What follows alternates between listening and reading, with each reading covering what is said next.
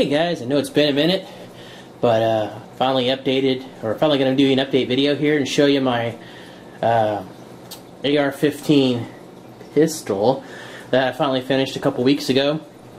The part I started with, or the part that got me interested in basically doing this, actually was the last part to arrive, so that's why this video took so long. It took 2 weeks to get it. It's a long story, but I finally got the part. So I'll give you a quick once over here and show you what I got. And I haven't even shot it, so I don't even know if it works. So though, since I built so many AR-15s, I doubt I'd have a problem. But I'll show you all the parts I used, and hopefully I'll get to go out and test it out here pretty soon. But I thought you might want to take a look at it before then. So let me move up here and show you what I got. Now lots of you guys have probably seen this. Sig Arms came out with it 8 months ago, maybe about a year ago.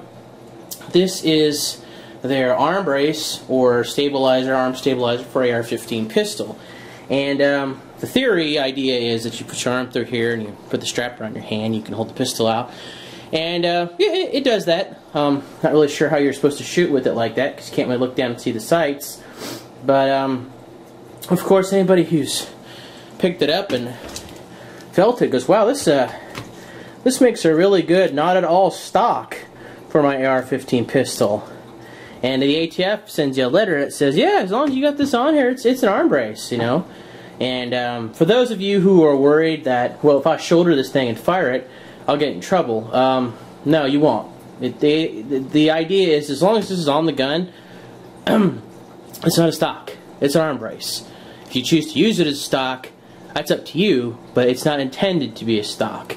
One of the guys I've been subs to that I've been friends with, Musty Yeti Tactical, actually has a video on the same thing, and he has a video showing other guys basically saying it's like if you take a wrench and use it as a hammer. Yeah, it hammers a nail in pretty good. It doesn't make it a hammer.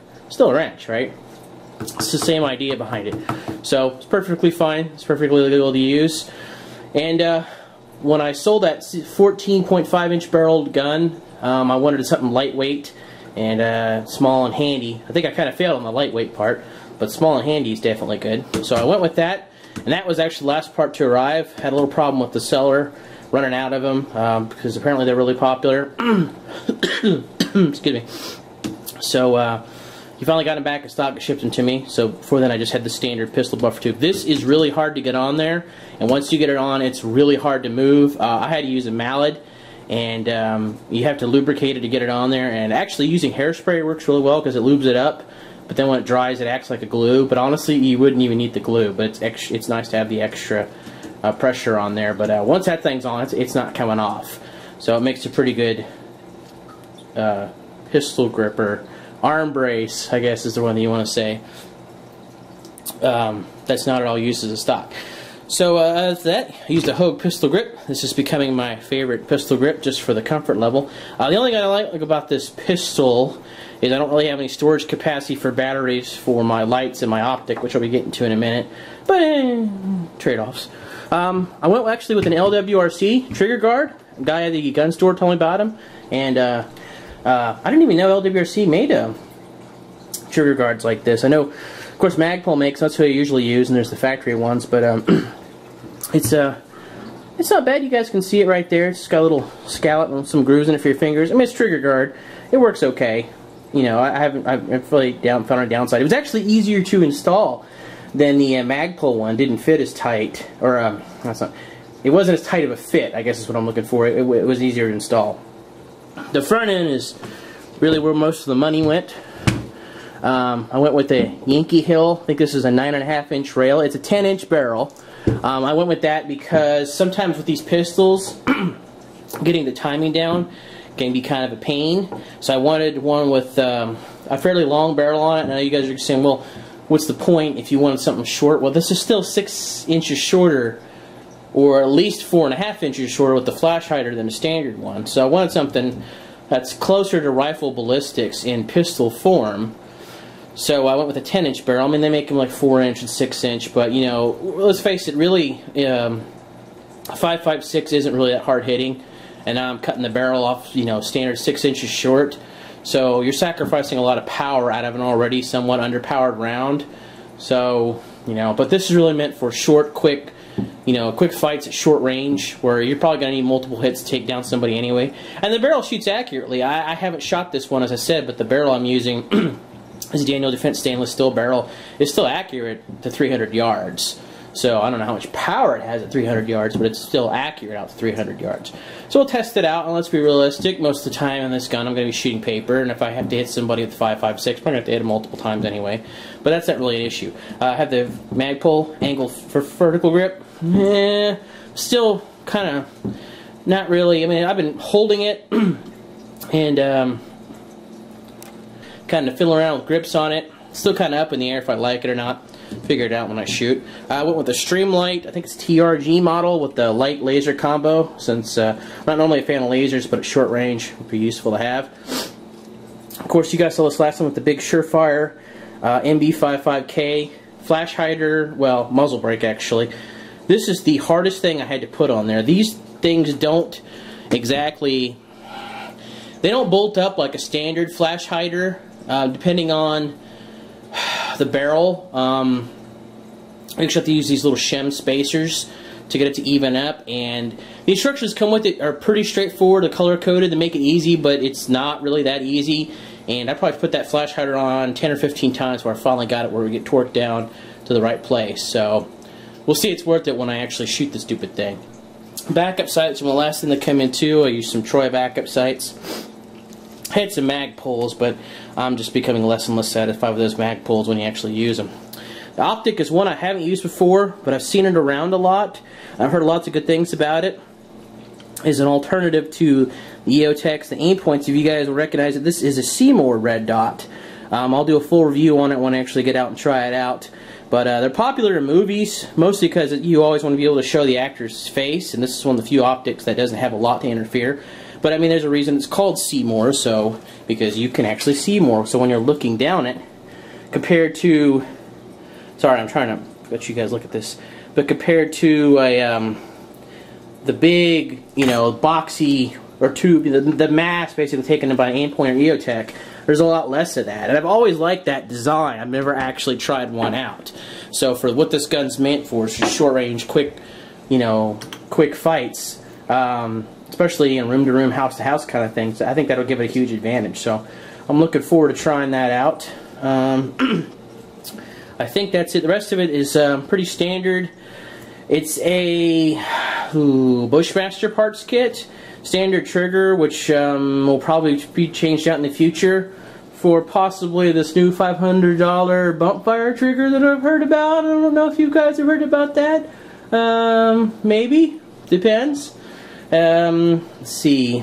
I told you the barrel was Daniel Defense, Yankee Hill rail. I don't think there's much else to it. I mean, it's other than that, it's a Rock River lower and Rock River upper. I got them both on sale for like 150 bucks. So it was a good deal for both. Built all the gun, of course, myself, and then just got a standard, fairly inexpensive single point sling with the single point, or this point attachment back here. It came actually with the buffer too for the pistol, so I couldn't tell you who made it. So anyway, I think it's a pretty sweet design. It's not as lightweight as I should have wanted it, but I guess if I wanted a light rail, putting a big old rail in there probably wasn't the best idea. So looking forward to trying it out as soon as I get some free time. And since you guys stuck around, I've got something else to show you. Some of you guys may know what this is going to be. So this is my old Romanian AK-47. And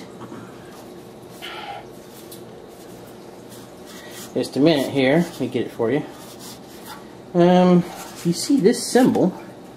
This is symbol for Magpul. And if you don't know, Magpul has finally come out with AK magazines. These are the AK Mo magazines.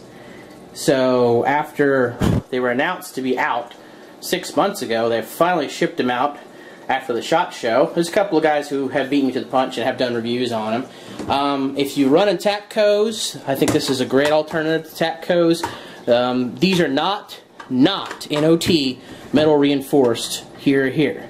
So if you put these, fill them all the way up with ammo, and if you drop them, they can break. There was one guy who froze his, filled it with the ammo, put it in an OPAP or NPAP, a big heavy Yugo AK, dropped it on a steel plate, and it snapped the rear thing right off. Now, Magpul has said there's going to be a steel reinforced, more Bulgarian style coming out soon. So if you want to replace all your mags, I would hold out for those. If you just got some Tapcos, or let's be realistic, if you're just like most normal people, these should work pretty well. Everybody who shot them says they feed just fine.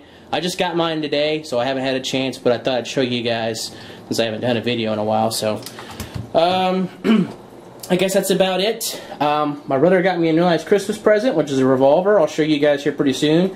It's a common revolver, but it's in .357 Magnum. I'll show you that. I've got some other guns that I've got to come review you guys, including a Ruger Scout Rifle, which I've got a right hand and a left hand version I get to show you, which is pretty neat. And thought I had something else coming up I could show. Oh, I've got another build coming up. Actually, I forgot about that. Ordered the parts today. I have a very important customer who wants an AR-15 rifle. If you guys saw my last build, I kind of briefly mentioned it, pretty much exactly like that, but it's for my father, actually. And he's a pilot. He's retired Navy, and he has some specific requirements that he wanted out of a rifle. And I've got that coming, and I'll show you the build and show you what I made to address all his points. We'll do that in a whole video. So I hope that guys hold you for a while. Like I said, you guys know the story. Sorry it's been so late. I've just been working a lot, and to be honest, I haven't really got anything I thought I'd show you guys to make any videos of. So, but pistol's done. Can't wait to try it out. It's in the middle of January, so it's cold. It's a little too cold to go out shooting, but I'm sorry, it's the middle of February now, not January. But it's starting to warm up, so hopefully I get to go out and shoot some more. And now that I've got my job a little more stabilized, so as you notice, I've saved all the rambling to the end to get you guys bored. So I hope that's it. You guys feel free to leave me any questions. I'll do my best to answer them with this horrible Google Plus system we're on. If you've really got a question, please send me a PM. I can check those, and I'll be happy to add them if you got a question about this or the PMags. You can order these PMags through Brownells. That's where I got them from. I think the Magpul site has them now, but I think Midway has them, stuff like that. If you want to try them out, I'll do a review on them once I got them. But I was actually hoping to be the first person I get to get them and try them out, but I got beat to the punch, so a couple other guys already had it. So anyway, I'm rambling. That's it. Talk to you guys later.